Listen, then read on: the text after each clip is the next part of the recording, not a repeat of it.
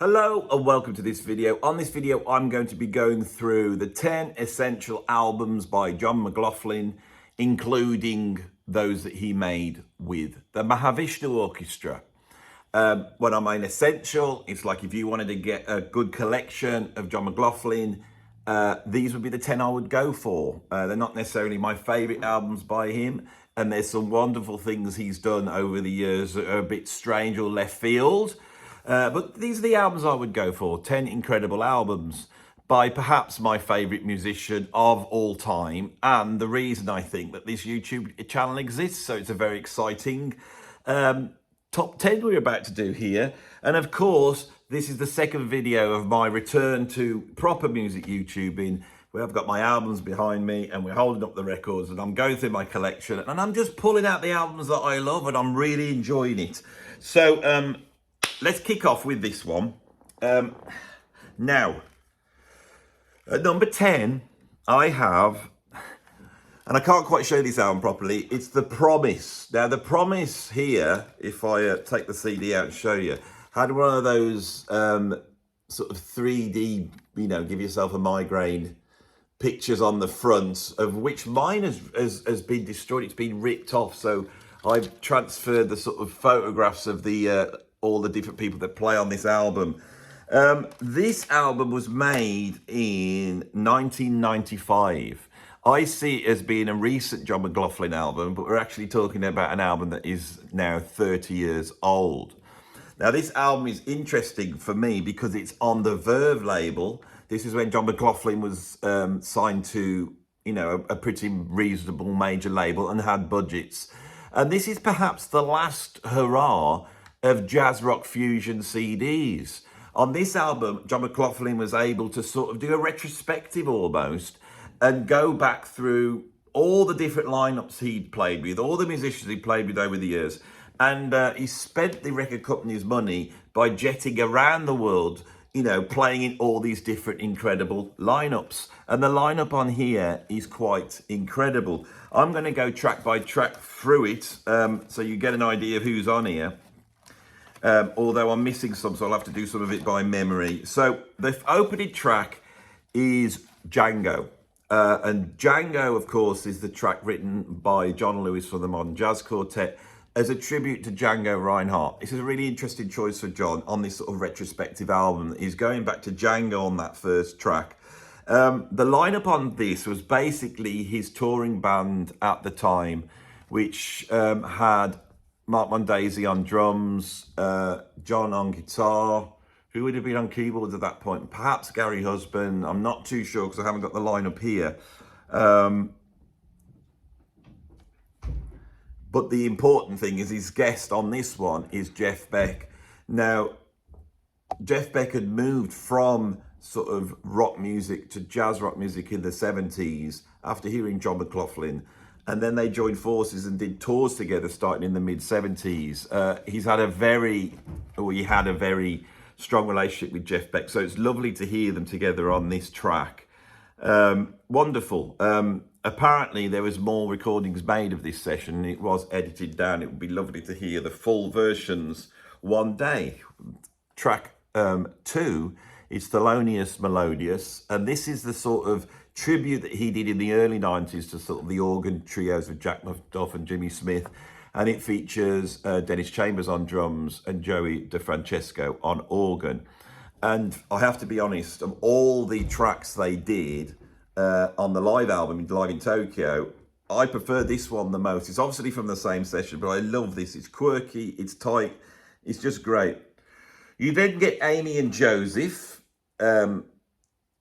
which is 2 minutes 28. Then you get No Return, which is 7 minutes 20. And that's like a thing that's been made in the studio. It's got some very sort of Miles Davis trumpet sound. It sounds like something that John assembled at home. And there's a few overdubs on it. That's, for me, is No Return is probably the low point of this album, but it's still great. Then you get the 9-minute El Ciego, which is John McLaughlin, Paco de Lucia, and Al Di Meola. And of course, this is revisiting the famous guitar trio from the 1980s. It's better than anything that they did when they reformed and did the trio album in the mid-90s. It's much more enjoyable than that. And then we have the centerpiece of this album, which is a track called Jazz Jungle. Here we've got Michael Brecker on saxophone, Jim Beard on keyboards, James Genus on bass, Don Elias on percussion, and Dennis Chambers on drums. And this was important at the time because John, throughout the 80s, had been doing a lot of acoustic guitar. Then he moved to electric, but it was very clean-toned jazz style. And then when this album came out, he was suddenly back playing a track which is like 15 minutes long, and it's just a blowing session with some of the greatest fusion players in the world, and it really burns. And suddenly we think, hang on, John's returned. He's returned to fiery electric guitar playing, and I still love this so much. And I love the fact that you feel that these guys are just jamming. And the reason it's so long is because they just wanted to carry on playing. It's wonderful. We then get The Wish, which is Zakir Hussain on tabla, John on electric guitar, Nishat Khan on sitar, and Try Like Gertie on percussion. So this is obviously a return to sort of a Shakti type of thing. And then we get another tantalising track called The English Jam, which is John on electric guitar, Vinnie Colaiuta on drums, and Sting on bass. Now, this was taken from a session that they did for a Jimi Hendrix tribute album called In From the Storm. Now, I've made friends with Dominic Miller, who also played on the version of Wind Cries Mary that they did for that album. And what he told me was that John had basically just gone over to see Sting, and they decided to do this Hendrix track, you know, so they pulled together a band. Vinny turns up and Dominic Miller comes in to do the rhythm guitar part. And so you get the feeling that this is what they sounded like when they just plugged in. And for me, it's incredible. It's absolutely incredible. I wish we could get the full session of them jamming. Maybe that 1 minute 12 was the only bit of decent music they played, but I find that hard to believe. Absolutely wonderful stuff. We then get a short track called Tokyo Decadence, which is again something he's assembled at home. It's only 40 seconds long. Then we get Shin Jin Ri, which has David Sanborn on alto sax, Jim Beard, James Genus, Dennis Chambers, Don Elias, and John McLAUGHLin. This is also a 10-minute track, very beautiful, and it harks back to what he was doing in the late 70s on albums like Electric Guitarist and Electric Dreams. We then get The Peacocks, which is basically John and Philip Lolly on acoustic guitars and Jan Merez on acoustic bass guitar. And that sounds like an outtake from his Bill Evans tribute. So this is why this is an essential album. It's the last hurrah of full major label fusion when they had budgets. It was a big event at the time, and it really does cover so many aspects of John's playing. He's playing absolutely wonderfully. The production's great. We start at number 10. These are ranked, but this is an absolutely wonderful album. The Promise from 30 years ago. At number 9, I have this album, Industrial Zen. Now, this album came out a little bit later, and I wish I knew the date. 2006, so we're only talking 19 years ago. After he released The Promise, he then put a full-on fusion band together called The Heart of Things. Now, I don't think The Heart of Things was entirely successful, but it's a great band. From there, he then started to put this quintet together that originally had Mark Mondesi on drums and now has got Ranjo Barrow on drums. And this has gone on until his sort of retirement quite recently. Before he got to that band, he announced that he was working on a new sound, a new way of playing, a new way of approaching fusion. And that was very exciting. And this album came out in 2006. I was underwhelmed when this album came out because I wasn't ready for it. But if you want a representation of the ideas that John has been, you know, exploring for the last 20 years, I believe this is the best album. And I think the reason why it's made better is because of the lineup on here, which is Bill Evans on soprano sax, Gary Husband on keyboards, Hadrian Ferrado on bass, Mark Mondesi on drums, Gary Husband on drums. We've got Eric Johnson as a guest on guitar, Vinnie Colaiuta crops up on drums. We've got Zakir Hussain. We've got his nephew, Tony Gray on bass guitar. Dennis Chambers is on here. This is Matthew Garrison's on here. Otmaro Ruiz, incredible keyboard players on here. It just goes on and on. Zakir Hussain, Shankar Mahadevan, Ada Ravati. There is just chock full of incredible players. And I feel that in recent times, John's albums have sounded more and more dialed in, like as though they've been made by passing recordings around the world and people playing their parts. And he's gone on about how great this is, the ability to do this, something he started to explore with COVID, which you can't blame him for. But I do miss the feeling of a band playing in the room. Well, this hasn't quite got that, but it's very fiery. So yeah, if you want to hear what John's been doing recently, which can become, even for me, interminably technical sometimes. It sounds like this sound he created was very complex. Lots of syncopation, lots of unison runs, lots of sort of the virtuosity, lots of fast guitar playing from John, but lacks some of the darkness and some of the sort of danger and some of the romantic beauty that John explores throughout the 1980s. This is the best one, I think, of those albums. So that's what we've got that was at number 9. At number 8, I've got an album. Which years this is from? We're really looking at the newer stuff here. And this album is, well, sorry, it's fallen apart in my hand. The thing is, the reason why these CDs are falling apart is because I have played them, and I played this one to death when it came out. So I'm just trying to put it back together again. So this is from 2009. Not so bad. We're only talking 16 years ago, aren't we?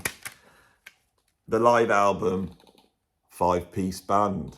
This is absolutely incredible. And the reason why it's so incredible, because they've assembled one of the greatest jazz rock fusion bands of recent times. And they're live, they're playing, and because it's a double CD, they play for a long time. That is probably the downfall of this album, is they do play for such a long time. Of course, this is a collaboration between John McLAUGHLin and the late, great Chick Corea. We've also got perhaps the greatest alto sax player of our time, Kenny Garrett, who really, for me, is the star of the show on here. Christian McBride on acoustic and electric basses, absolutely virtuoso. And the great Vinnie Colaiuta playing off the scale. We even get, on the 20-minute In a Silent Way, Herbie Hancock cropping up as well. So we've got Herbie and Chick and John McLAUGHLin all on one album. I absolutely love this. Raju that opens up is so fiery. They're all playing on you know, a million cylinders. Then we get the Disguise, which is, it's interesting because these compositions are shared between John and Chick, and Chick's compositions are dark on this. They're in some places quite impenetrable, and the Disguise, I'm pretty sure, is a Chick Corea composition. Then we get New Blues, Old Brews, which is a track off Industrial Zen, very complex. Don't know how Vinny traverses this timing on here, and on live he even gets further out, which is obviously John McLAUGHLin. And then Hymn to Andromeda, which I believe is a whacking, it's a whacking 28 minutes long. It's only half an hour. And it's very orchestrated, but there is some incredible playing on there, especially from Kenny Garrett.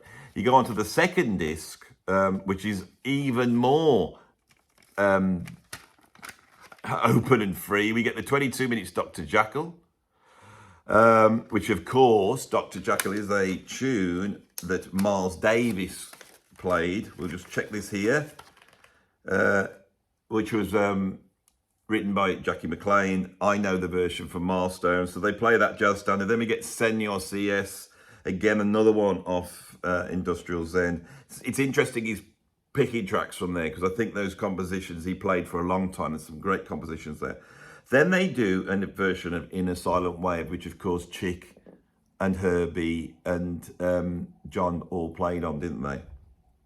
Did Chick play on that? I think it's Joe Zawin or Chick Corea and Herbie Hancock. It's like the greatest keyboard lineup of all time. And then they finished with the jazz standard, Someday My Prince Will Come. This is a fantastic album. John's playing electric guitar. I'm not so keen on his guitar tone more recently. He's plugged straight into the PA. Tends to have a little bit of chorus or something on it, which I'm not too keen on. But it's great playing. The whole band's amazing. All right. I felt I should represent the later albums on my list, because if I really went for just my favourite albums, I would be getting all the stuff from the early 70s. Okay, so at number 6, at number 7, we've got this. Now, this is an album that John made with Paco de Lucia and Al Di Meola. It was recorded live in San Francisco, but on a Friday night, and it's called Friday Night in San Francisco. This album got discovered by all the guitarists in the whole world. I can remember going to a wedding once, and they had a guitar trio on as the entertainment, and they were playing this album. This album has sold millions, 5 or 6 million copies. This is one of the biggest selling albums in jazz history. It must have made them very, very rich, because there's only these 3 on there, and it's all their compositions. Although Egberto Gismonte does compose one of them, so he must have been chuffed. This is a massive album. A lot of people who don't know John McLaughlin will know this album. It's a show-offy guitar album, but it's also very, very musical. They are really having fun playing together. It's absolutely wonderful. Now, this guitar trio started off without Al Di Meola, with Larry Coryell, and they made a live video, which I think is live at the Royal Albert Hall, I think. It's called Meeting of the Spirits. And that was the first time I really came across John, when that was shown on the TV. That was the first time I got to see him and know who he was. And I watched that video over and over again. So I was a little disappointed when I got this, because I just loved... Larry Coryell brings a different dynamic to it. The Larry Coryell band is more contrasty. On here, you really feel like they're all, you know, cruising for a bruising. It's almost like they're trying to get, you know, ready to have a fight with each other. And apparently, I was working in the studio once. I was chatting to the engineer, and he was working in the studio when they were recording their album Passion, Grace and Fire, which came out after this. And apparently, one of them left with a bloody nose. They had actually had a fight. And it's a fiery album, and so it should be. I've suddenly gone dark here. Maybe I shouldn't have told that story, but I have now. So yeah, this is a fantastic album. Essential album if you want to hear John McLaughlin on acoustic guitar playing at a ridiculous level. Right, now we're at number 6. I absolutely love this album. From 1979, Electric Dreams by the One Truth Band.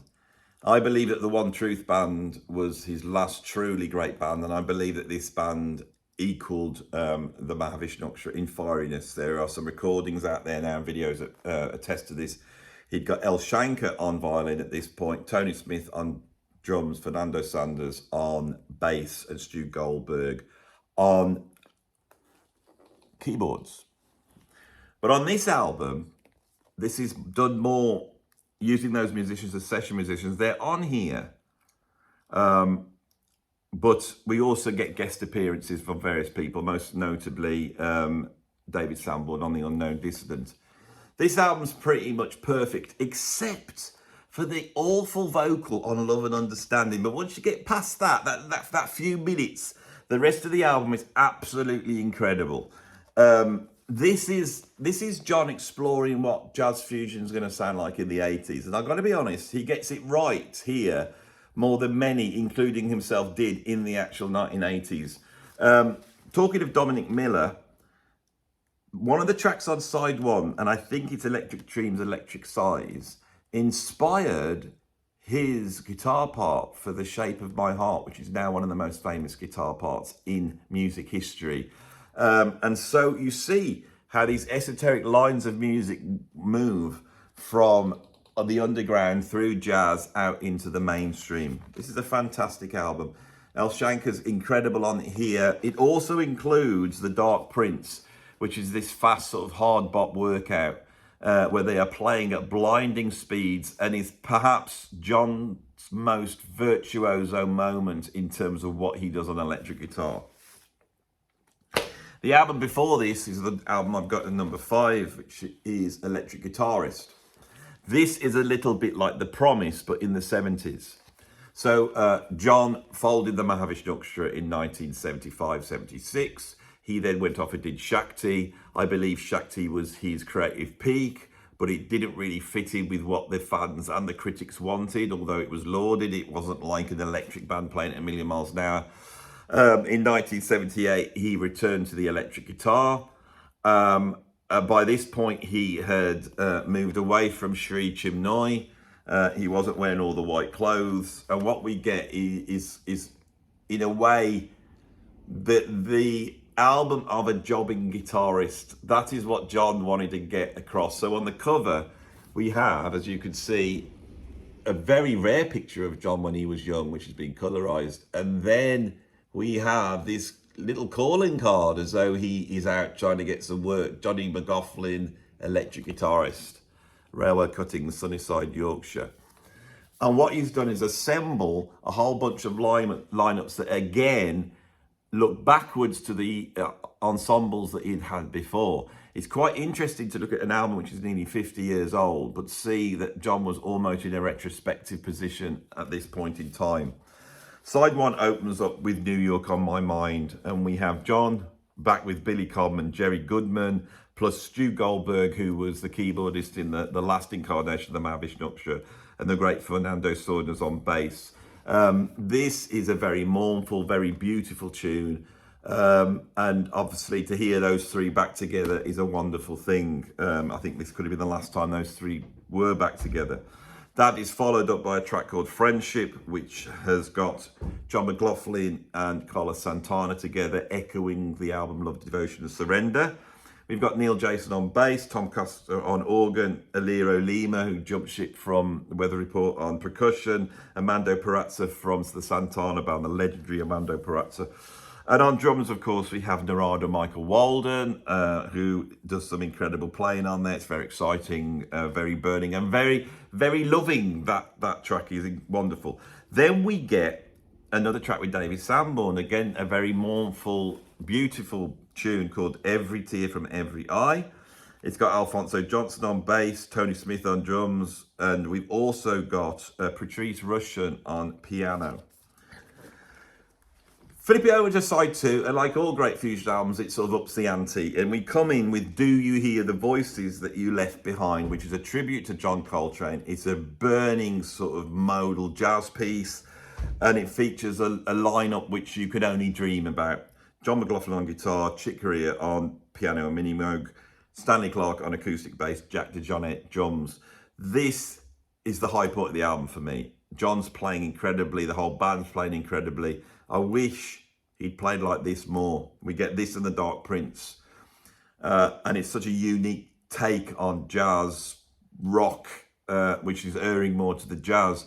Earlier on albums like Where Fortune Smiles and on Mountain in the Clouds with Miroslav Vitous, John also explores these areas more, but never as great as he did here. The track after this is called Are You the One? Are You the One? It's John on guitar, Jack Bruce on bass, Tony Williams on drums. So it's like going back to the second incarnation of Tony Williams' lifetime, but without Larry Young, that wasn't on here because Larry was very ill or dead at that point. He died in hospital where they were doing a routine thing. I think he got pneumonia or something like that in 1978. A great loss of one of the genius musicians. That's followed up with Phenomenon Compulsion, which is a drum duet between John and Billy Cobham, as they used to do in the Mahavishnu.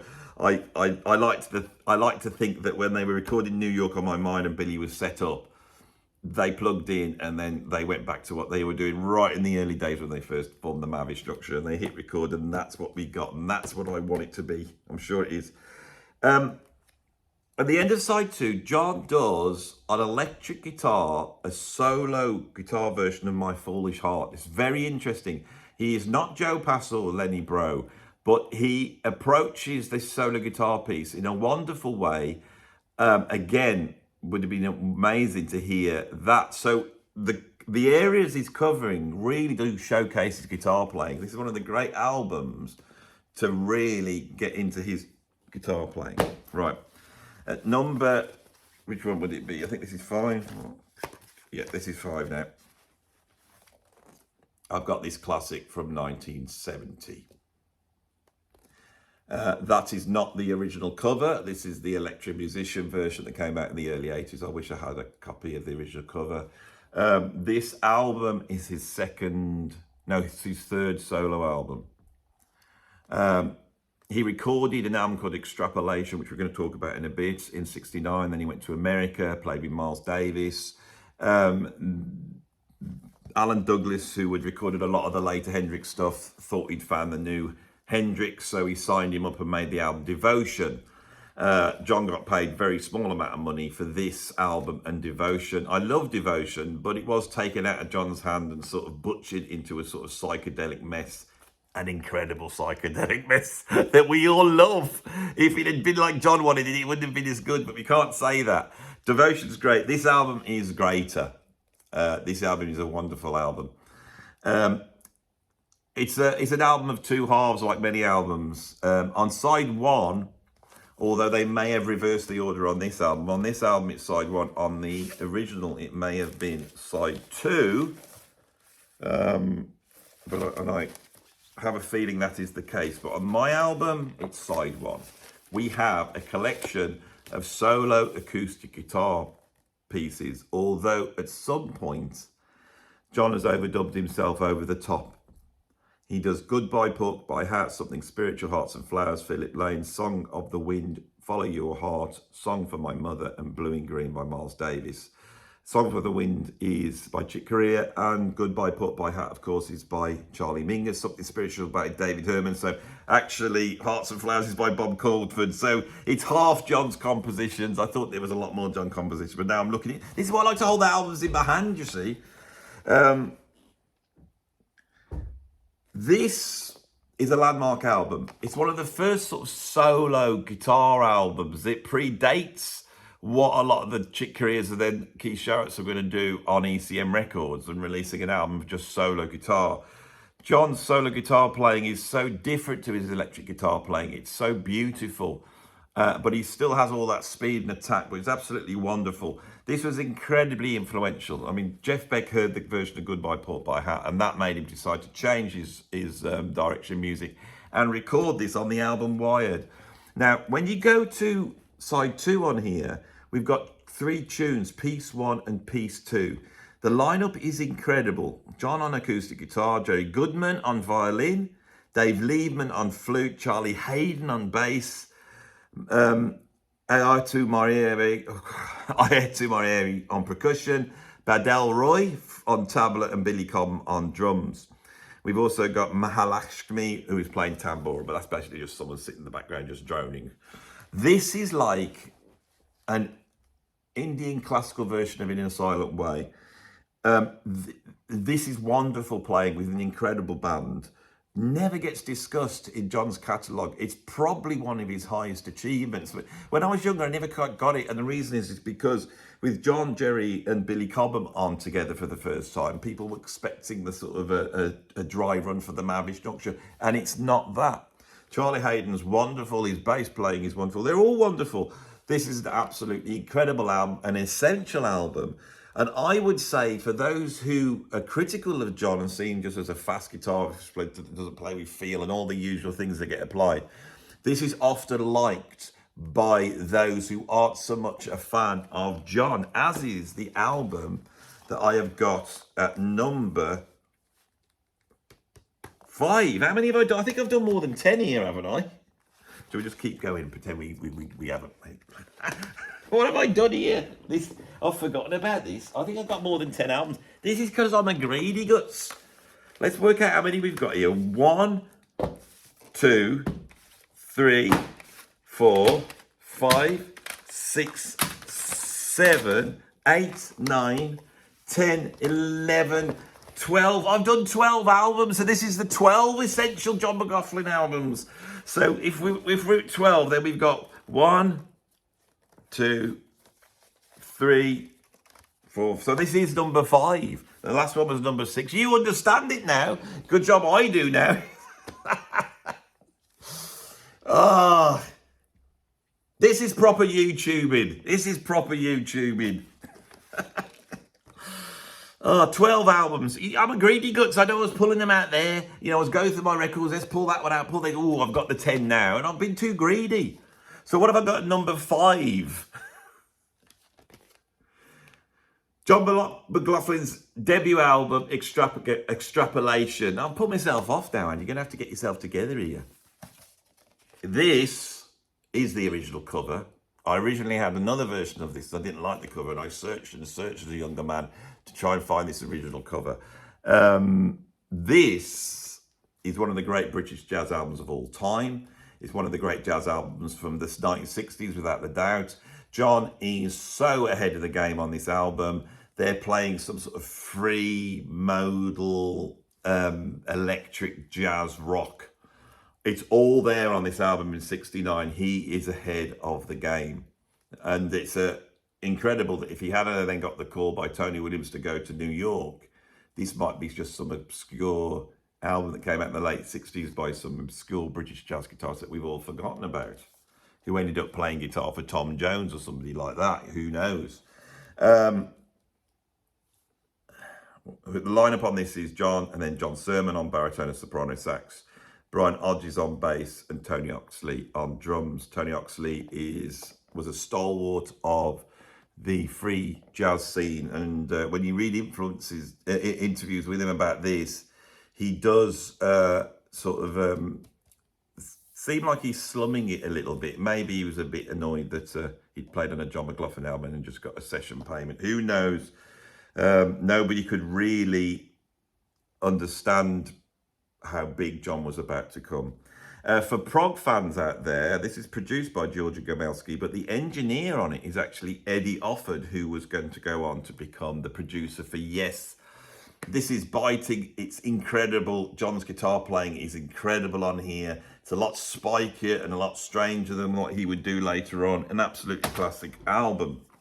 At number 4, I have from 1989, John McLaughlin live at the Royal Festival Hall.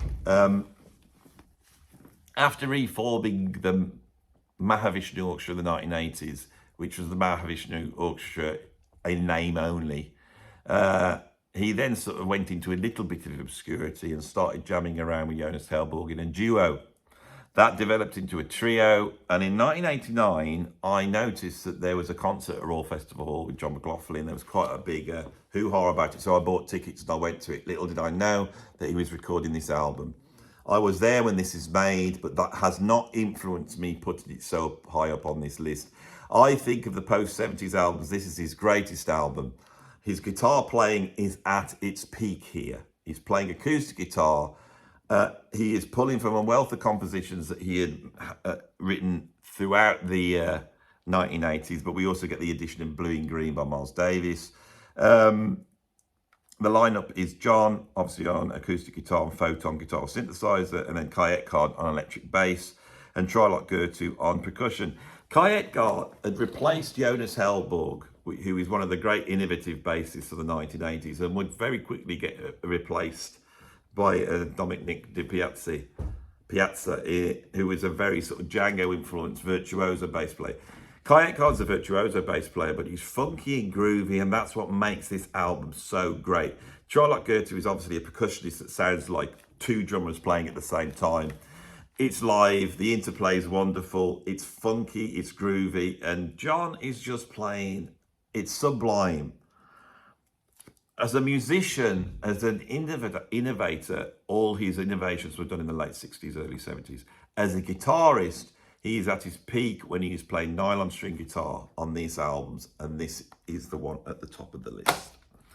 As I said, after disbanding the Mahavishnu Orchestra in 1975-76, John turns his attention to an acoustic group called Shakti, and they make 3 albums. The first album was simply called Shakti, and it was recorded live, very fiery, a bit muffly and woolly in the sort of actual recording of the live show, which always put me off it a little bit, but incredible playing on there. Then they went in and sort of replicated that on Handful of Beauty. And then the third album they made was this one. I believe that this is one of John's greatest albums. I think as a solo albums, this is his greatest album. The compositions are incredible. The playing is incredible. And he takes the Shakti sound and he boils it down to an album which is almost like a sort of regular pop album with I mean, we've got We got 5 tracks on side 1, 5 tracks on side 2. It's tight, it's punchy. It's not like the long Indian classical sort of improvisations we get on the previous 2 albums. This one is different. The compositions are stronger, but the playing is stronger as well. And they seem to play even further out on this album.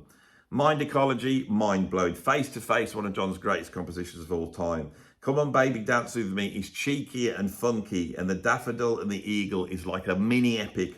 Flip It Over, We Get Happiness as Being Together, another really uplifting tune. Bridges Size, beautiful, and then the incredible Get Down and Shruti, and they do get down. And when they get down, they do stuff on that track that I am yet to hear any ensemble equal. I can't tell whether it's improvised or all written out. I can't tell what's what and what's what. And this is incredible because we're basically listening to 2 percussionists and 2 lead instruments. The only harmony that exists on here is when John plays chords. He can't play over those chords. The structure is incredible, but it's not Indian classical music. This is one of John's great albums. It's an essential album, one of the greatest albums of the 1970s. So we back down to the last 2.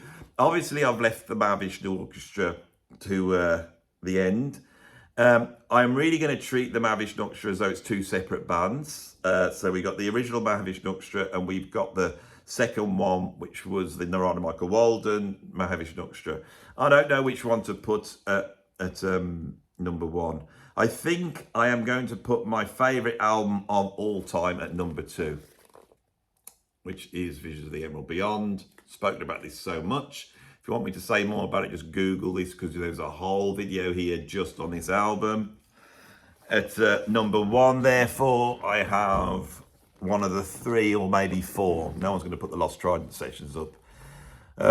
All 3 are absolutely incredible. When I first started this channel, 4 years ago, I would have put Birds of Fire there. Now, due to comments from the viewers of this channel, I am now in alignment with them. And this is John's greatest album. And this is the album that invents jazz rock. And this is the album that has never been surpassed as far as I'm concerned. And these 2 albums here are basically, what can I say? I feel proud just holding them like this. I don't want to put them down. And I've spoken so much about them. I've spoken so much about these albums on this channel. I don't know what more I can say at this point. That is my 12 essential John McLaughlin albums. Now, before I go, I would say a couple of things. Those fair weather viewers that switch off after 10 minutes, they will be very confused, all right? And it will serve them right because they didn't get to the end. I apologize for the mistake I made halfway through this. But my intention with bringing all my records together like this and starting to go back to the music that I love, was to get back to proper YouTubing. Well, I haven't got a set of notes or Wikipedia up. I have the albums, I pull them out, and then I start. That's how I started doing this. And it was started off as a COVID hobby. I'd go into my record collection, pull a few out and start talking about them. And that's how I started. So this is what we're doing here. I'm only going to do this for a month or so. I'm going to probably change my mind at a certain point because I'm like that and get into something else. But I hope you appreciate this way of doing things. And sometimes, because it is so impromptu, these types of videos, and I'd forgotten how, by the seat of my pants, I used to work in the old days, things can go wrong. And today they did, but nothing that was terrible. And in fact, I think 12 is a much better number for essential albums for John, much better than 10. I don't know whether it'll work as a title. People seem to like 10, but I don't know. Changes things up a bit. I thank you all for watching. I hope you are enjoying this. What else can I say? If you want to see more, obviously like and subscribe. I have a Patreon. And on my Patreon, I have a whole ton of content, but I am also creating like a radio show, trying to do 2 of those a week. So if you want to get into all this music and, you can either download the radio show or stream it from Patreon. So if you want to spend an hour and a half, let me take you through the music I love, then please jump over And become a patron. I also have a PayPal tip jar down below. What else? You can become a member. There's a whole bunch of stuff if you look at the links. I think I'm done here. Thanks for watching. I'll see you on the next one.